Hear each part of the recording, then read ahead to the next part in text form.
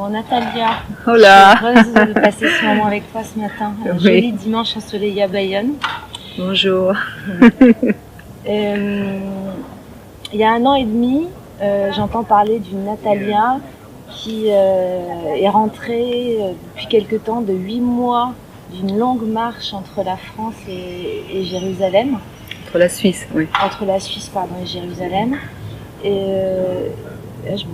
voilà, j'en sais pas plus sur toi à ce moment-là et je me dis waouh, comment on fait 8 mois, comment on fait pour marcher 8 mois sur une telle distance.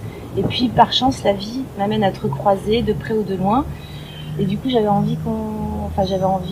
heureuse qu'on ait l'occasion d'en parler un peu, de partager ce matin parce que entre temps j'ai appris que tu avais enseigné l'espagnol pendant 20 ans. Tu vas nous en dire quelques mots. Et comment on se retrouve entre donc, de l'enseignement et en 2013 l'envie comme ça d'un claquement de doigts de Tout quitter. de changer plein de choses. Bah oui. Que s'est-il passé? Eh bien, j'adorais mon métier. J'enseignais l'espagnol dans plusieurs endroits en tant que vacataire, en fac, en école d'ingénieur, en prison, dans les entreprises, un petit peu partout. Et puis la dernière année, c'est vrai que j'avais très peu de vacations. Et puis les élèves à ce moment-là, des jeunes donc entre 18 et 30 ans, en 2013, j'ai trouvé qu'il y avait une génération qui préoccupée par des sujets qui n'étaient pas forcément... Oui, préoccupée par des sujets qui n'étaient pas aussi humains, on va dire.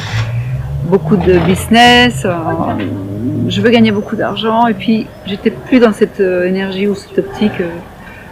Et donc j'ai démissionné carrément. Je suis partie un 16 décembre. Et le 17 décembre 2013, j'ai pris l'avion pour l'Inde pour aller étudier un petit peu l'Ayurveda. Et puis au retour, une amie m'appelle et me dit, à ce moment-là, oui, je vivais avec mon mari dans un camping-car puisqu'on ne pouvait plus payer un loyer. Et une amie m'appelle et me dit, est-ce que tu voudrais bien venir marcher avec moi jusqu'à Jérusalem? Et là, j'ai dit, mais tu me fais marcher, t'es folle. J'en parle avec mon mari, 4 jours après, je la rappelle et oui, je pars avec toi. Sauf que 3 semaines après votre départ, cette copine, oui, me lâche et me dit, écoute, je veux plus marcher avec toi, on est trop différentes, nos chemins se séparent et je reste toute seule 7 mois sur mon chemin à pied, toute seule. Et j'arrive à Jérusalem. Tu as traversé quel pays? Alors bon, la Suisse pas beaucoup parce que c'était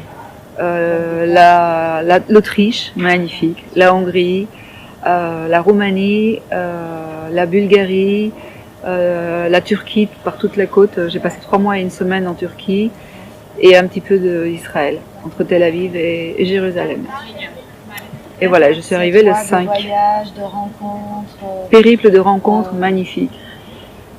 Et de côtoiement, de religion, de personnes qui vivent la religion, de personnes religieuses. Et surtout on va dire, je sais pas, comment on pourrait dire ça, de spiritualité intérieure, je sais pas, c'est un mot trop galvaudé maintenant, mais... Et donc après, tu finis par rentrer en France, à retrouver ton mari. Oui, bon, mon mari est venu me voir quand même 2 fois. Et donc tous les 3 mois, on était ensemble pour quelques jours, voilà. Et au retour, de retour dans le camping-car. Et que fait-on dans un camping-car?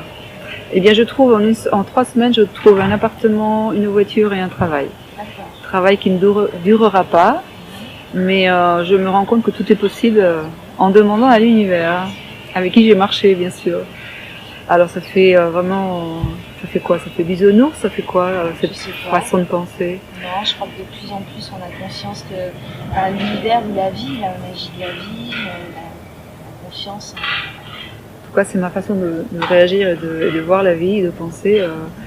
Tout est possible quand on demande et tu seras octroyé. Donc, et je trouve que tu as un mode de vie aussi ou des habitudes qui se sont intégrées dans ta vie qui sont intéressantes à partager. Écoute, oui, c'est gentil parce que c'est vrai qu'aujourd'hui, ce que j'aimerais, c'est être au service un peu des gens, aider dans la mesure de mon possible, mais pas aider avec des grandes choses, mais avec tout ce qu'on a au quotidien. C'est-à-dire déjà démarrer à la maison, en mangeant différemment, en utilisant les déchets différemment. Aujourd'hui, je crois que je suis à 15% de déchets à 2 personnes, donc c'est assez fabuleux. Mais j'aime beaucoup créer des objets à partir de rien. Donc je fabrique tout à la maison à part le shampoing. Je fabrique vraiment tout, du sol au plafond comme on dit.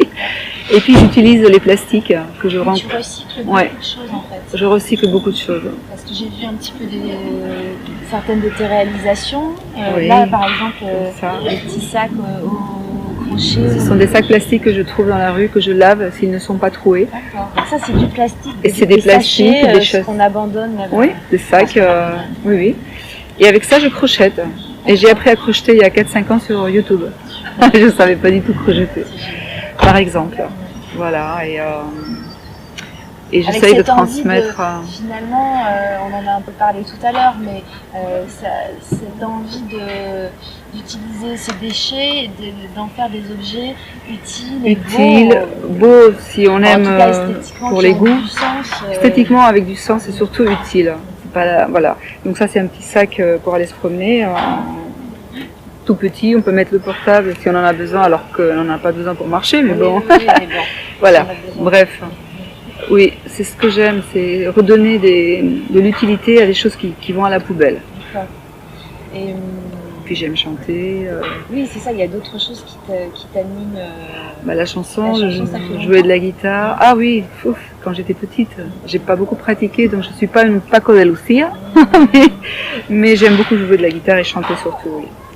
C'est une autre façon pour toi de partager c'est l'âme qui s'exprime, c'est mes cellules qui chantent avec moi, quoi. C'est beau. Enfin, c'est beau, je veux dire, je me sens bien quand je le fais. Tu chantes pour du public Pas encore. C'est un grand mot. J'aimerais, mais non, je suis pas au top de... Écoute, je dois connaître 200 chansons, mais aucune par cœur entière. C'est terrible. C'est pour toi, en fait. Oui, c'est pour moi.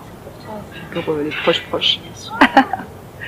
Oui. Et alors là, du coup, je repars un petit peu dans tous les sens, mais vas-y. De ce voyage et de tous ces goûts et ces envies de faire évoluer ton mode de vie, tes façons de consommer et de vivre, en est né un livre. Ah oui. Et des conférences en fait que tu proposes. J'en parlais tout à l'heure. La première, c'était il y a un peu plus d'1 an et demi. Oui. Donc, tu continues tout... Je continue les conférences et la dernière, c'était au mois de mars. D'accord. J'ai des gens formidables à Amélie, près de Montargis. D'accord. Et sinon, je viens de finir mon premier livre autobiographique sur ce périple. D'accord. Avec plein de petites astuces et trucs sur la santé et la cosmétique. Santé, cosmétique, et bien sûr alimentation, comment je mangeais, comment je dormais, pourquoi je fais du jeûne. Associé à ce voyage en fait, c'est-à-dire qu'à la fois tu parles de ces 8 mois de marche et de ta façon de vivre pendant ce périple. Pendant ce périple, avant et après, tout à fait. C'est une façon de vivre, même en marchant, on peut pratiquer ces petites choses. On peut les mettre en pratique même en marchant. Le jeûne, on peut très bien faire du sport et marcher. Donc dans les 30 jours à venir, je peux t'appeler pour des conseils particuliers pendant un périple à bicyclette. Et pourquoi pas, oui. Je fabrique aussi mes lotions de massage pour les muscles. C'est ce que je faisais d'ailleurs avec du nigari, communément appelé aussi chlorure de magnésium. Je fais mon huile de nigari pour les massages. Pour les claquages, pour tout. Oui. Bon.